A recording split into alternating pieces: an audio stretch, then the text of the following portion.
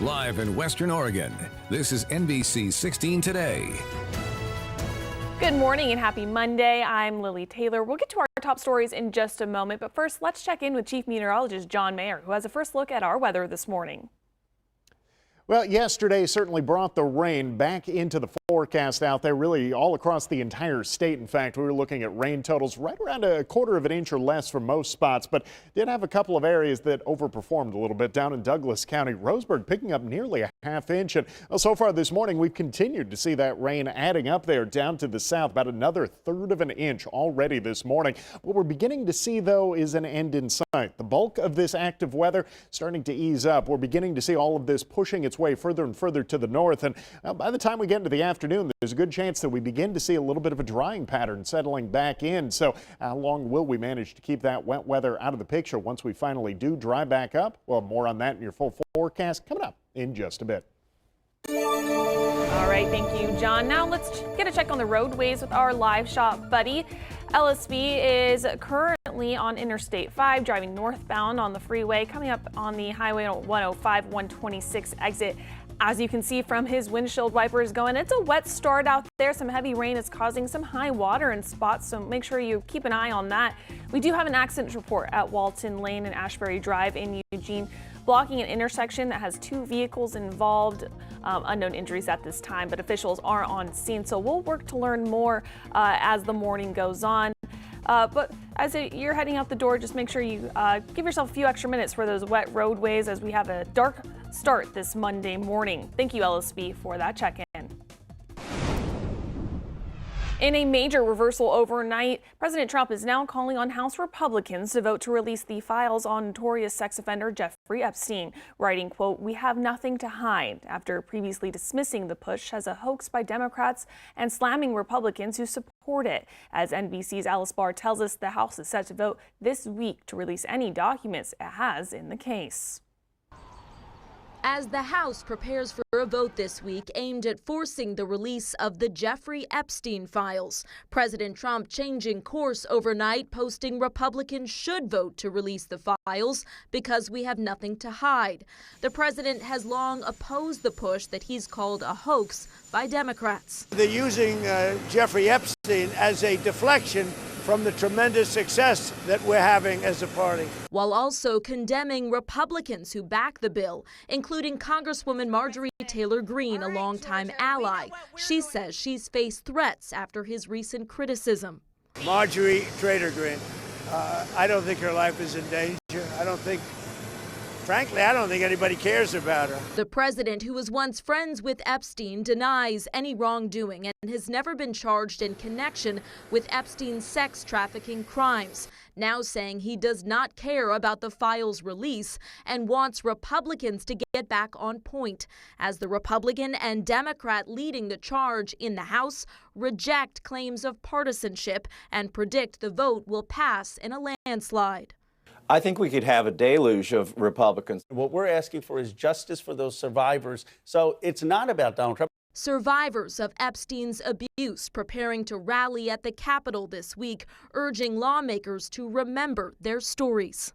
I would say, please remember that these are crimes that were committed against real humans. Pushing to move past politics to accountability. President Trump has now directed the Justice Department to investigate Epstein's relationship with several prominent Democrats mentioned in a trove of emails a House committee released last week that also referenced the president, including one from Epstein saying that he, quote, knew about the girls. The White House denies it, stressing the convicted sex offender was a known liar. In Washington, Alice Barr, NBC News. The Trump administration is appealing a ruling to block the Oregon National Guard from being deployed to Portland. Sunday, they filed the appeal with the Ninth Circuit Court. The appeal requests a pause on the district court's permanent ruling that blocked the federalization and deployment of troops. District Judge Karen Emgert ruled in favor of Oregon, finding President Trump's exceeded his authority. Yesterday, 200 federalized California National Guard members sent to Portland by the Trump administration went home. There are 100 members of the Oregon National Guard that are still under federal control. And good news for travelers this morning. The Federal Aviation Administration is lifting lifting all restriction imposed on commercial flights. The limits had been placed at 40 major airports during the shutdown due to the ongoing air traffic controller shortage. Portland and Seattle are on that list of airports. The flight cuts started at 4% and later grew to 6% before the FAA began easing the restrictions last week. Airlines are expected to return back to normal this week, just in time for Thanksgiving travels. Continuing coverage, a potential ICE facility in Newport may not be going in after all. Job postings for federal detention officers have disappeared, and the mayor of Newport confirms that a Texas-based housing contractor isn't interested in leasing the property anymore. Our sister station obtained a copy of that letter of intent to lease the airport property, which states the company was looking to lease a roughly 4-acre area at the airport to support federal operations. That was set to start December 1st. A Newport spokesperson confirmed Thursday that Texas-based Team Housing Solutions, which has held a number of federal defense contracts to build military housing, withdrew that letter of intent Wednesday. At a crowded city council meeting Wednesday, Newport's mayor warned that this may not be the end of the story for the Oregon coast. I wish I could say it means they're headed for the hills, but it may mean that they're looking for other, that they're looking for alternative space. So we don't. What we do know is that they're not trying to do this on our land. Our Portland sister station has reached out to DHS repeatedly this week to confirm they are looking to build an ICE facility on the Oregon coast.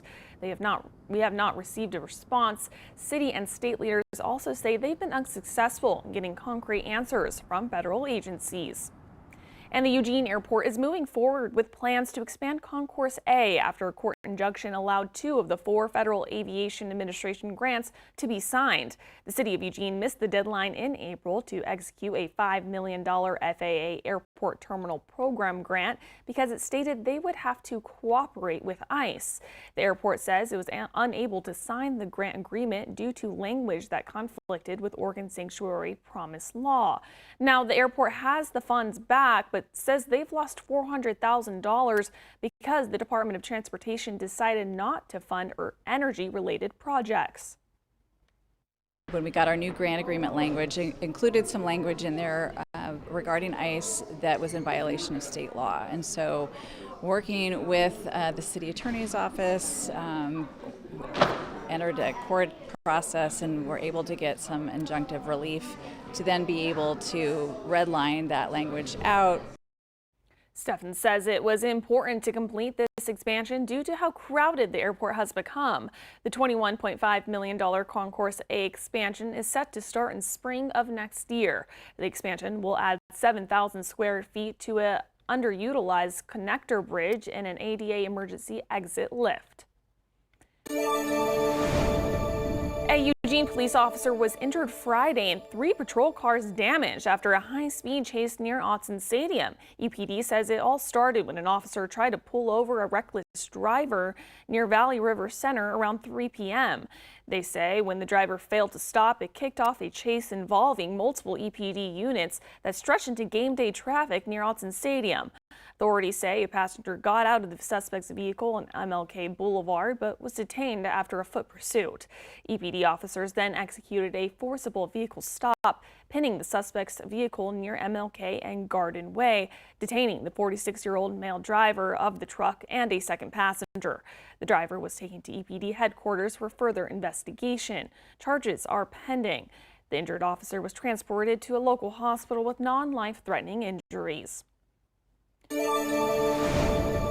A Republican-led effort to refer the transportation bill is underway. The No Gas Tax campaign has until December 30th to collect 80,000 signatures in order to refer the bill to voters next November. Jennifer Singh from our Portland sister station spoke to organizers who say they're already paying too much at the pump. Taxes are getting outrageous. Everything's expensive right now and people just can't afford it.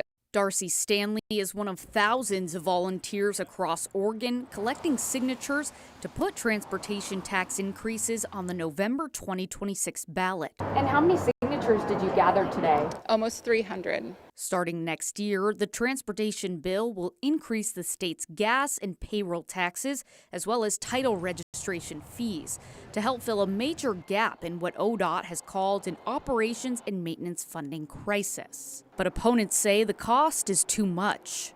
Oregonians are fed up. They are frustrated. They already pay the fourth highest gas prices in the nation. Senate Republican leader Bruce Starr is one of the leaders behind the referendum effort. He says they have until the end of December to collect over 78,000 signatures. And after just one weekend, he says momentum has taken off. Literally thousands of Oregonians in every corner of the state of Oregon have already exercised their right to sign a petition demanding their opportunity to vote on this massive tax increase. But as pens hit petitions, some Democrats are urging people to think twice about signing. State Representative and Transportation Committee Chair Susan McLean said that if the tax increases go on the ballot, funds would be stalled and Oregon's transportation would be put into an emergency setting. That could mean hundreds of layoffs and service impacts, which ODOT workers say could leave roads in a dangerous condition. These taxes go to supporting the livelihoods of thousands of workers and also go to making sure that our communities can stay connected and our roads can stay safe. But State Representative Ed Deal says ODOT needs to be held accountable for its spending.